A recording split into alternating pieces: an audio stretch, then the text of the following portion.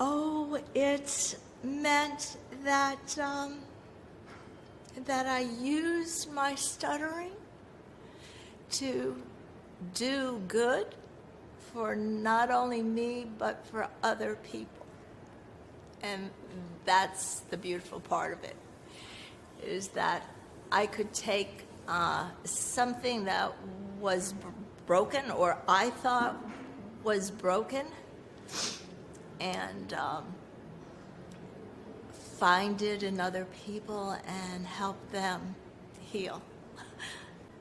Sometimes, when you're broken, you think, oh, there's no purpose, there's no hope, there's no meaning in feeling broken. But yet, through my brokenness, I was able to create hope and beauty in a large amount of people.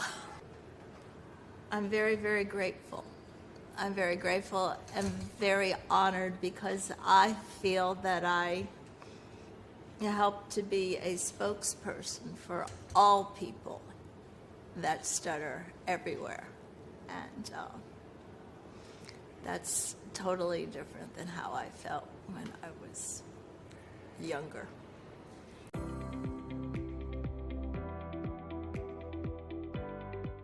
She would be in total amazement. She would, because that 10-year-old Paula was all about hiding. That 10-year-old Paula was all about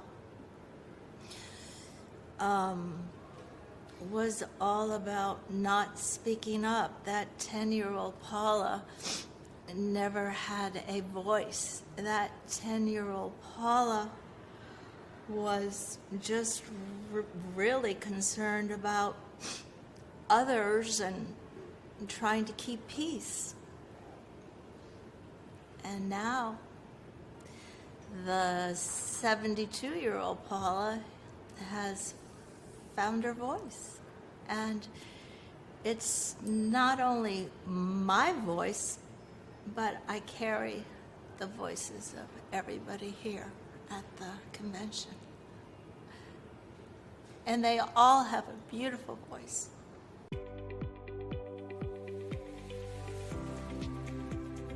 I think about the various different people I've met through the NSA. And they were all on a journey. They were all on their journey. And I was very blessed to have met them. And I learned from them. I was open. I was open to what they too were willing to teach me about stuttering.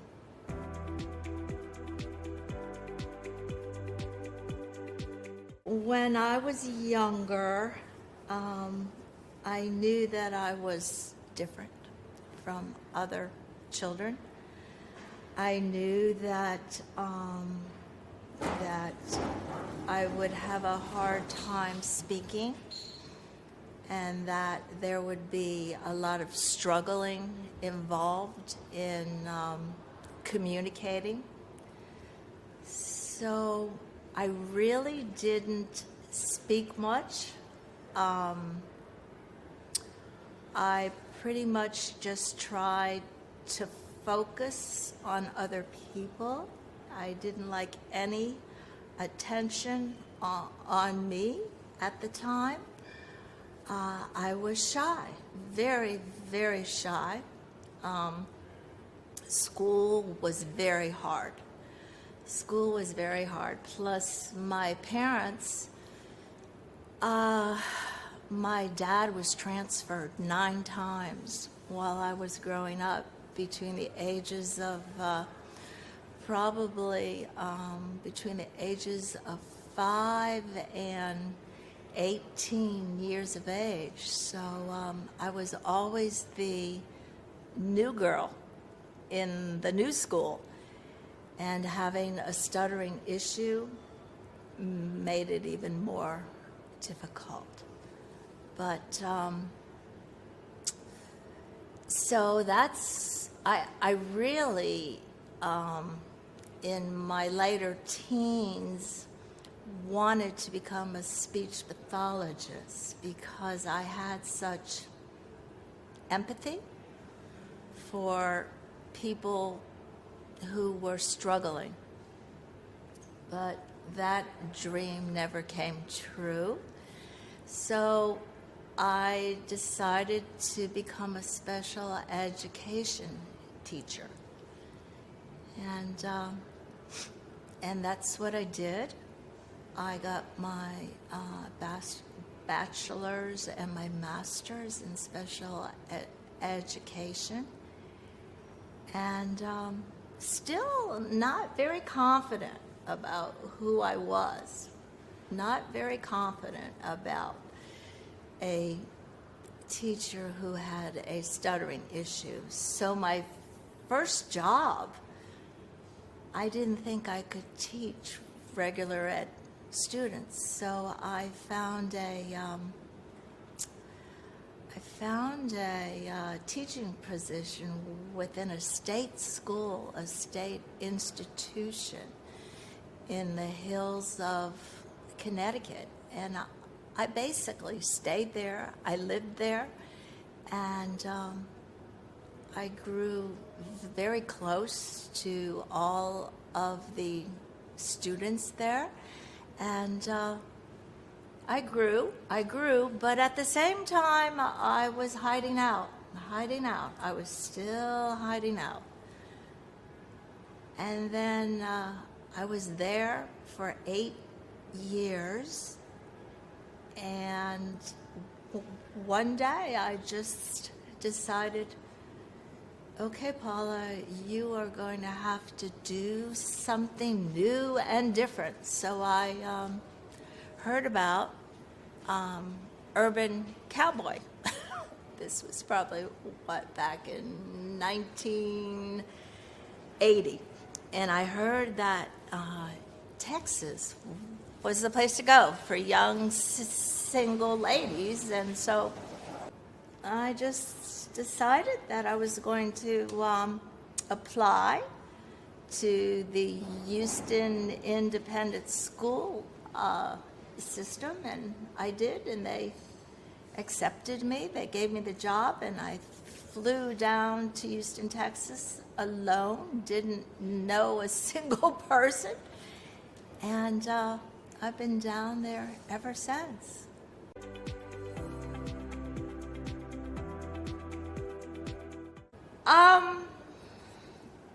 If you want to call it that, I never thought of me like that. I just thought I was trying to survive. And once in a while, I would get a boost of confidence. And I would do something that was out of my comfort zone. And if I was very successful, that just motivated me to do more and more out of my comfort zone. But it took a while. I would take a step and say, I guess it's safe. I guess I can speak. I think I found my voice.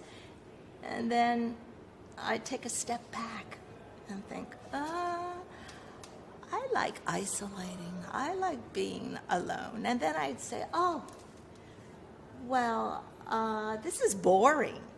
So then I'd take another step. And I just kept taking steps forward. But then I would go back.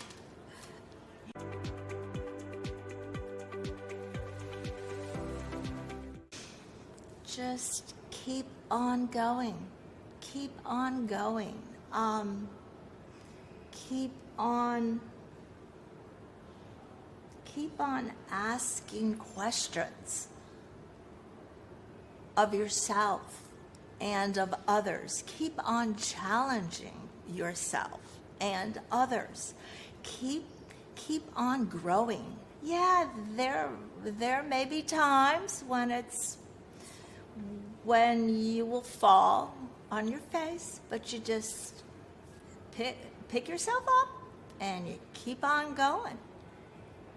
And a lot of it is learning to love Paula, because when you feel like you are different and you feel like you can't find your voice, you just don't really give yourself the peace and love that you really, really need to heal. And now at the age of 72, I really like Paula. I really like me. But it has taken a long, long time to get to that point.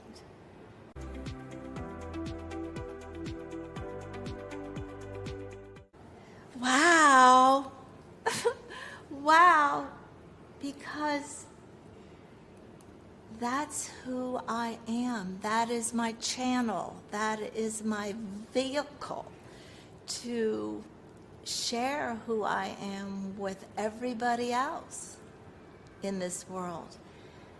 And I taught children that didn't have a voice. I taught children who were deaf, blind, handicapped. And having a voice is a gift. It is such a gift. And I'm very, very grateful for my voice now. But it took a long, long time to like my voice. I would cover up my mouth when I spoke. I still at times have a hard time seeing me stutter on Zoom. But, oh no, a voice is the most beautiful thing. It is.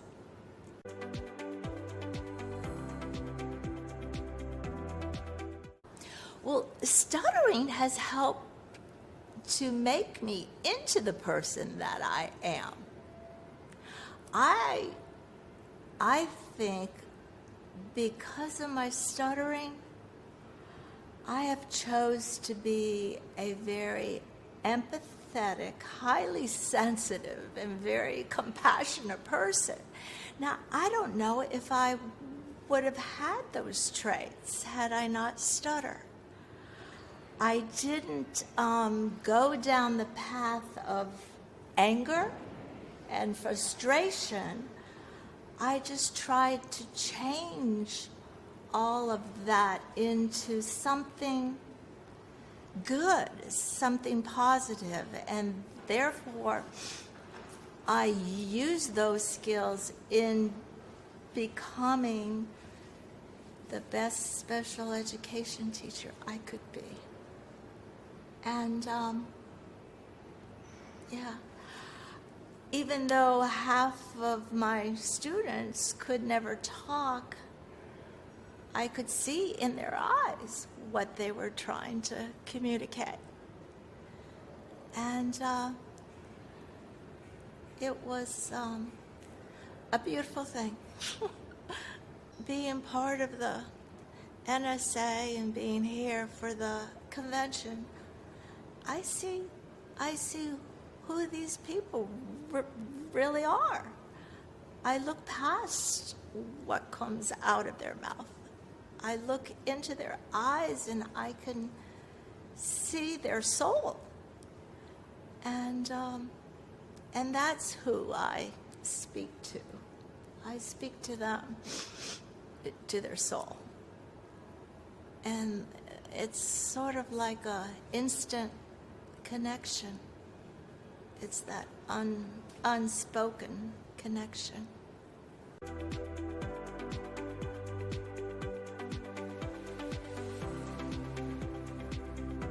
We always had prominent people within the Houston community that wanted to donate money and time to this school. And so we would have these tour groups come in almost like every other day. And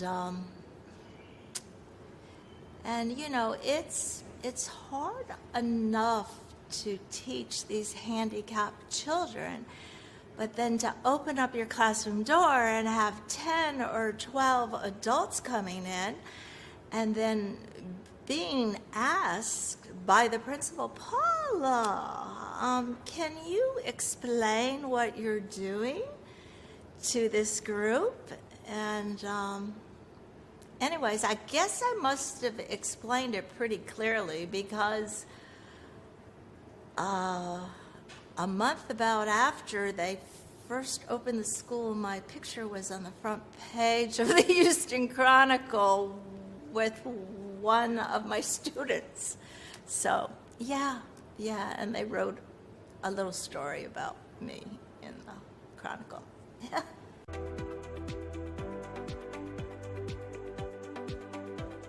When I had moved to Texas, I really didn't know anyone, but my dad up in Connecticut was very, very friendly with a gentleman that worked in the same company as he. And so my dad gave this gentleman my phone number to give to his nephew, Brian Koch, who had just moved to Houston, Texas.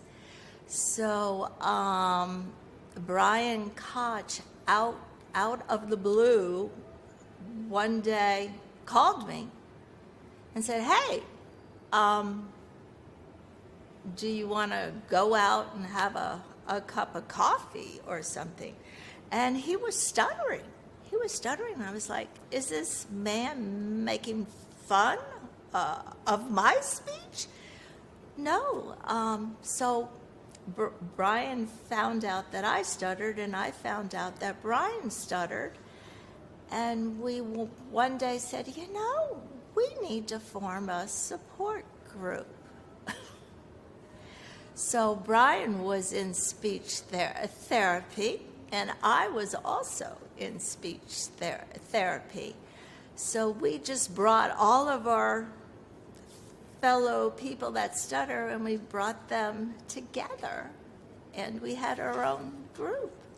It was really strange. When I was flying back to Connecticut over Christmas one year, this was in the early 80s, I opened up a Southwest magazine, and in the back of this magazine was an ad put out by the National Stuttering Project, and they were advertising about this project, and if you wanted more information about stuttering, to contact them.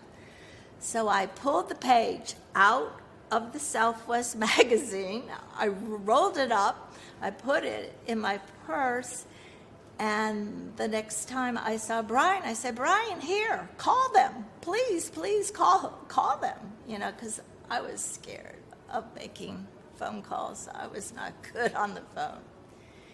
So Brian called them, and they were really pleased that Brian and I had formed this self-help group, and we as a group then went out to San Francisco, where they were based in the early years, and there was about 10 of us from the Houston chapter. So we all went out there to our first convention, and that's where we just met people from around the country. And yeah, it was really, really cool. Really cool.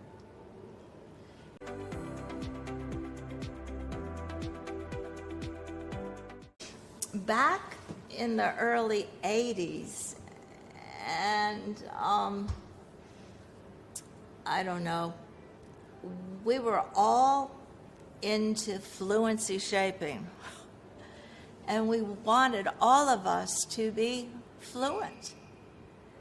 And so we were all in speech therapy at that time, and we were always working on fluency shaping targets. So basically, when we started the Houston chapter, we would spend most of the meeting just working on full breath, fluency shaping targets, easy onsets, just trying to generate fluency. And sometimes it worked, and sometimes it didn't. We were pretty good within the chapter, but once we left the comfort of the chapter and go out in the real world, those fluency shaping targets would fall apart.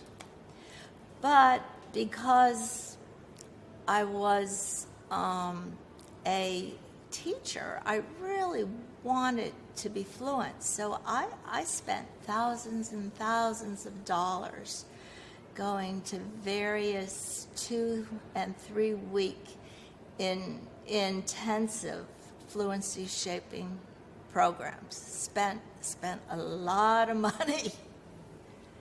But now the focus is more on the whole person. The focus is more on finding the authentic person, finding your authentic voice and sharing it, whether you're fluent or whether you stutter. And that, to me, is very, very healthy, very healthy. You know, in the past, we were only working on here, on the voice, on the mouth, but there was so much more on your mind, in your heart. There was so much more than just the voice.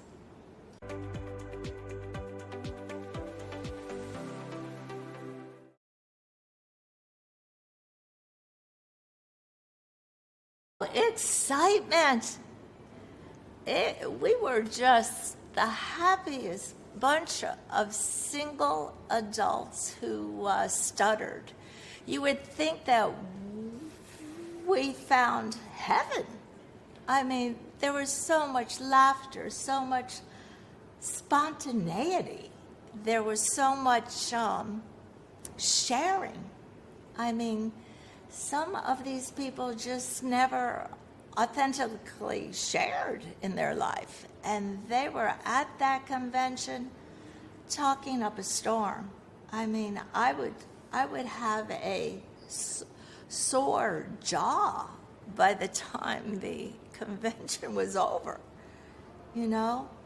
So, yeah, it was a sense of being free, a sense of being open and real.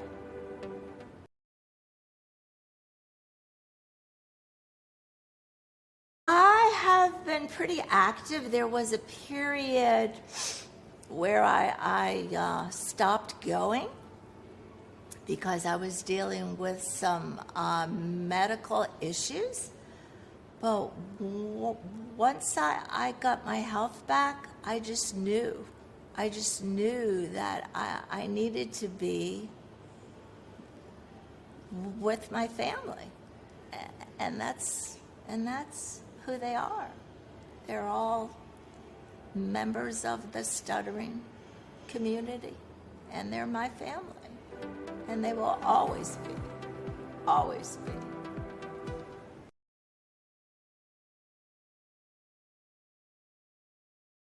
they've just given me so much.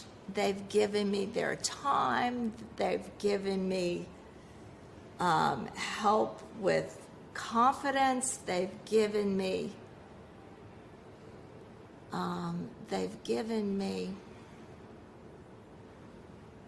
peace about who I am, and I hope that I have given them peace too. And the bottom line is that they have given me love. They have given me unconditional love. And that's the best love that there is.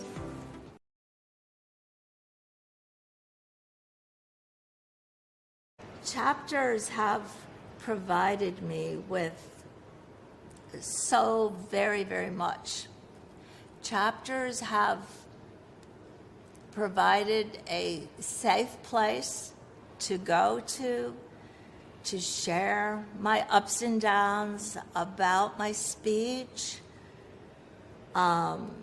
Chapters have given me a chance to meet other people who are also struggling. It's just a really safe place to go and to oftentimes experiment with different things that you're not sure about doing or saying.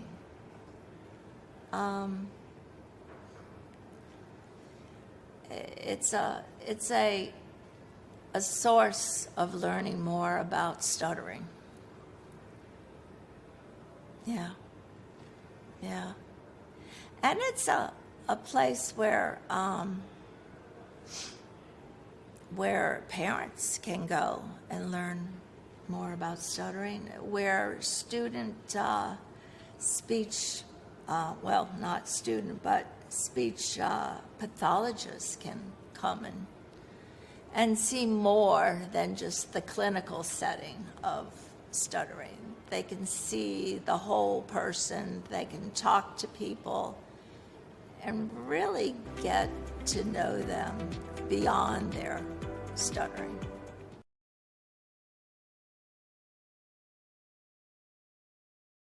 That they are not alone. That they are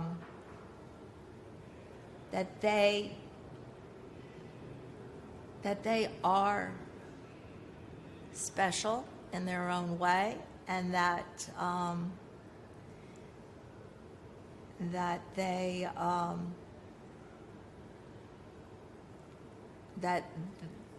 should, that's not the word, but that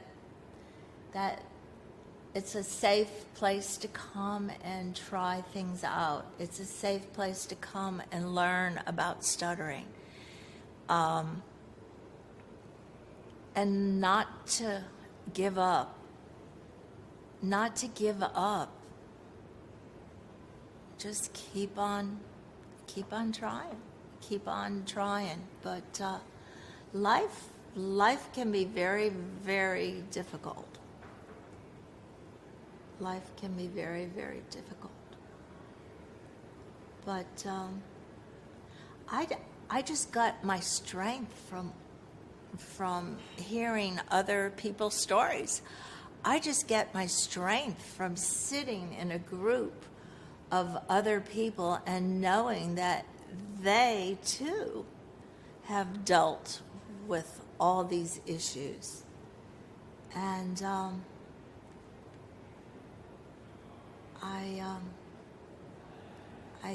it's great to be open to all of this. It's not easy though. It's not easy to get out of oneself and to focus on others too.